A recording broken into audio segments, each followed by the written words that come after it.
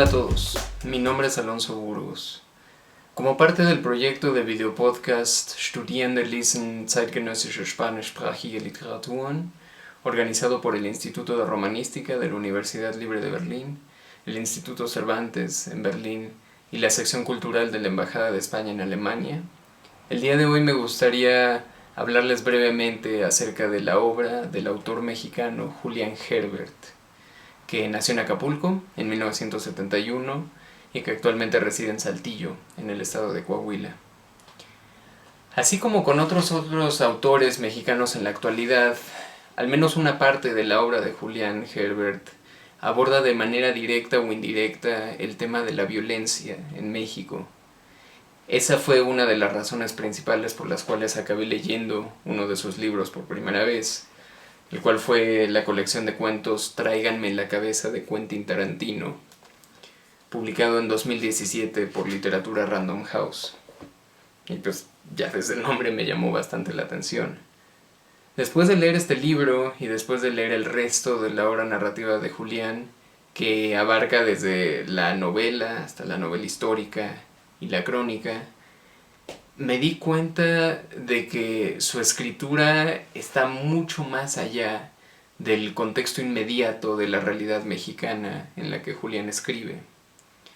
La manera en que narra las historias que elige, el uso del lenguaje tan inventivo y poético y muchas veces gracioso que hace, y las historias que decide contar, hacen que su obra sea una de las cosas más únicas e interesantes, a mi parecer, en el contexto actual de la literatura mexicana contemporánea. La semana pasada tuve la oportunidad de hablar con Julián Herbert acerca de su obra.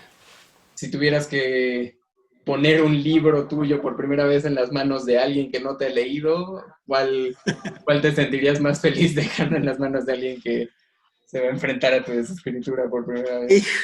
Digamos que la respuesta más fácil sería Canción de Tumba, porque pues, es un libro que ha tenido jalón con el público y tal, ¿no? Ahora, ya excavando un poco en la pregunta, yo creo que pondría un libro de poemas.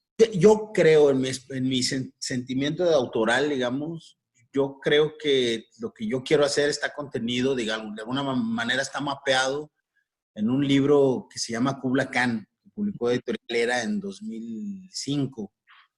Entonces, ni siquiera es que yo creo que es mi mejor libro, ni el que más me gusta, pero para mí es ahí donde yo encontré de qué se trataba para mí este asunto, ¿no? Yeah. Porque para mí todo viene de ahí, ¿no? Para mí el núcleo es la poesía. Yo no te podría decir que yo pasé a la prosa, o sea, no es como que yo dejé la poesía para pasarme a la prosa, porque en realidad yo empecé a escribir cuentos desde chavo, o sea, yo empecé a escribir prosa desde el principio, ¿no?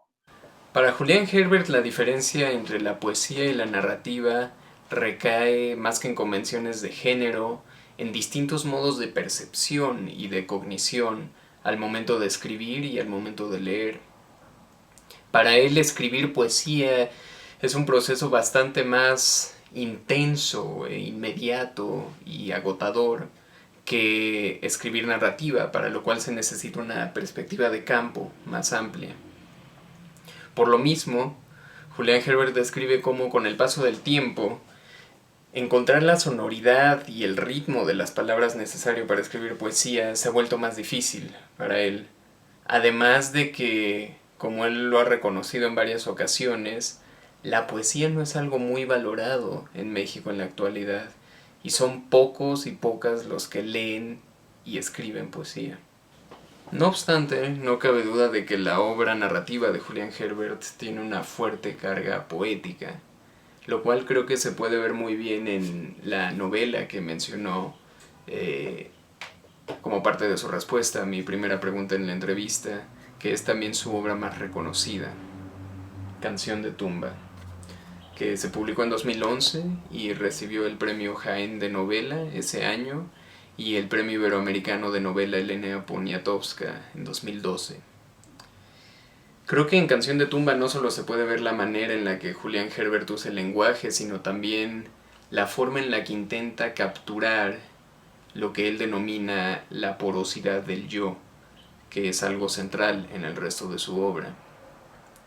A falta de un mejor nombre, Canción de Tumba es una novela autoficcional, lo cual significa que como lectores no nos encontramos con un narrador inventado y una historia inventada, sino con el autor mismo que nos está contando un episodio real. Y ese episodio es la muerte de la madre de Julián Herbert y los días anteriores a su muerte en un hospital.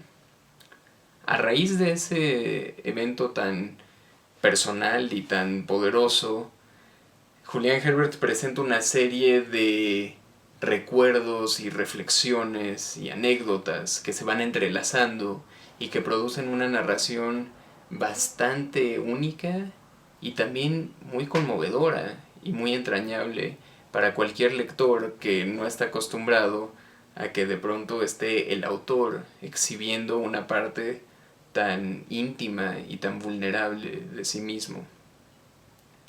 Una razón por la cual Canción de Tumba me gusta mucho a mí en lo personal también es porque tiene también un par de descripciones y de anécdotas que transcurren en una ciudad que adoro, que es Berlín. Y como parte de la entrevista para el video podcast le pedí a Julián que leyera una de esas partes. Durante las semanas previas al viaje tuve un sueño recurrente. Visitaba al fin Europa, mágica tierra que todos mis amigos celebran con fruición, agitando sagrados álbumes de fotos frente a mi cara de miope. A diferencia del resto de la gente, yo no lograba ver un carajo. Los edificios me parecían demasiado altos y herméticos, las banquetas muy estrechas, las calles enrevesadas. Era como pasear por un cementerio de Führers, cada uno sepultado en su búnker predilecto. La pesadilla me visitó casi cada noche a lo largo de los preparativos, las salas de espera, las aduanas, los enfadosos transbordos. Una sensación repugnante que se agudizó cuando desembarcamos a mitad del otoño heladísimo en el aeropuerto de Tegel, poco vistoso, desbordante de pasajeros, estrecho y funcional como si lo hubiera construido el Infonavit. Más que haber llegado a otro país, me pareció ingresar en una muy conservada y limpia terminal de autobuses mexicanos, de esas que visité perpetuamente de la mano de Marisela Acosta en los años 70. En la sala de llegadas nos recibió Anne, una chica amabilísima y nerviosa que de antemano se disculpó por trasladarnos en autobús y no en taxi. Los recursos financieros del festival eran mínimos, explicó. Ofreció 2 opciones para hacer el recorrido: ir directo al hotel por la ruta más corta hacia el este o realizar un desvío de media hora hasta las inmediaciones de Charlottenburg con un transbordo al U-Bahn para así conocer brevemente el centro del antiguo Berlín occidental y hacer parte del trayecto por Tiergarten. No entendimos mucho. Ignorancia y jet lag son un narcótico poderoso. Mónica optó por la segunda propuesta pensando no en nosotros, sino en la excitación de nuestra anfitriona. Anne quiso ayudarnos con la maleta. Parecía tan menudita y desamparada que no se lo permitimos.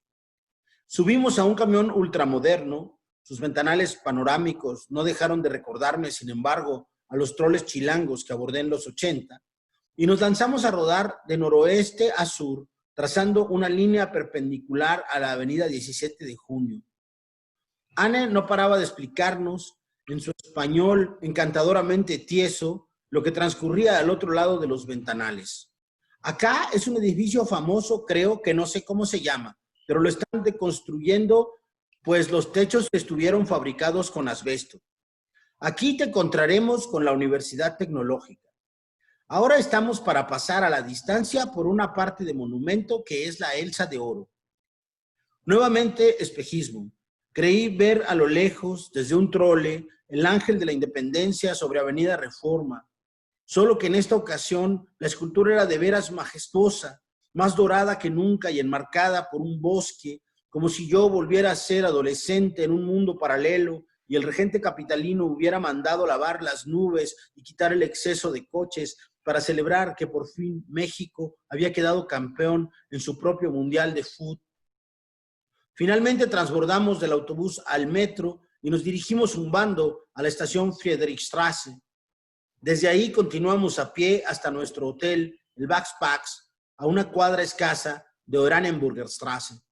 Y a propósito de esto, de esto que leíste, tenía una última pregunta quizá para lo del podcast, que es un poco sobre cómo ves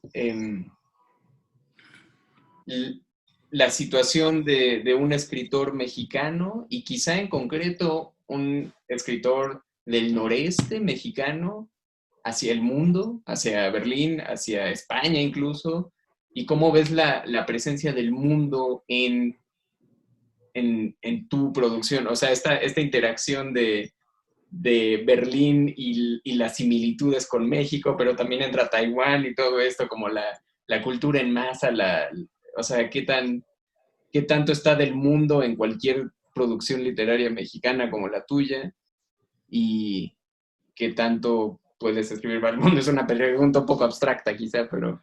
No, sí, sí puedo entender. Yo creo que uno de los temas para mí ahí es,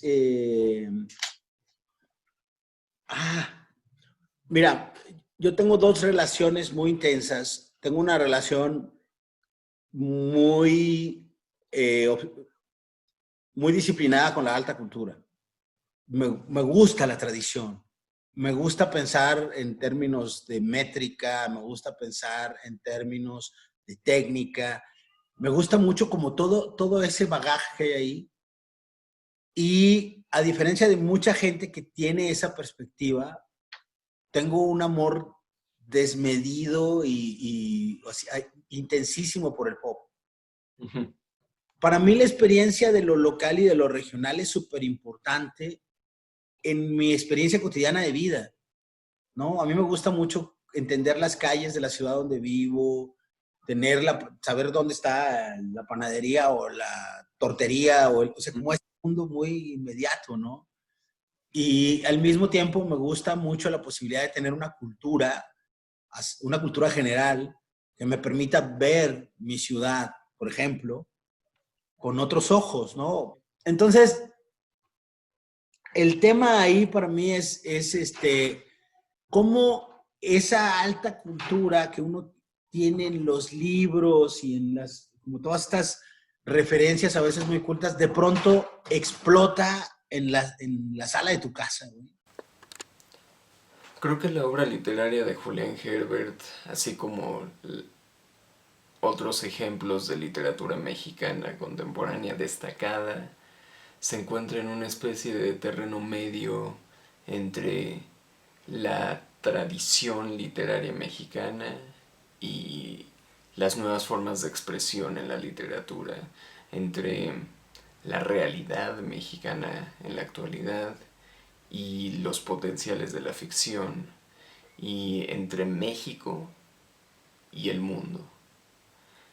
Así que a cualquier persona que esté interesada en literatura hispanoamericana contemporánea y sobre todo en literatura mexicana, solo les puedo recomendar la poesía y la obra narrativa de Julián Herbert.